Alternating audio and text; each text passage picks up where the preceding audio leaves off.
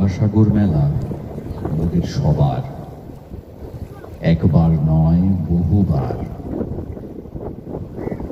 মাতৃরূপিণী গঙ্গা যেখানে মিশে যায় মহাসাগরে, সেই তীর্থই গঙ্গাসাগর। সেই মহাসঙ্গম ৩,০০০ বছর ধরে ধর্ম, সংস্কৃতি, পর্যটন ও পরিভ্রমণের মহাকেন্দ্র। ভগীরথ এখানে এসেছিলেন, মহর্ষি কপিল মুনির আশ্রমও এখানেই।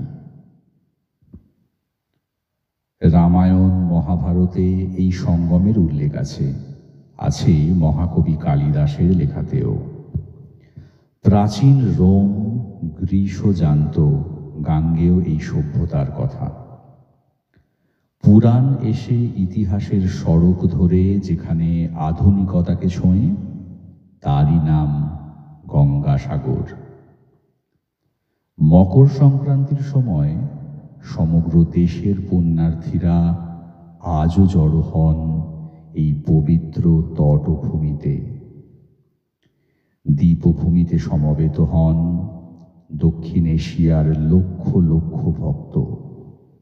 ইতিহাস ও লোকাচার, বিজ্ঞান ও বিশ্বাস মিলে যায় অবিচ্ছিন্ন পরম্পরায়।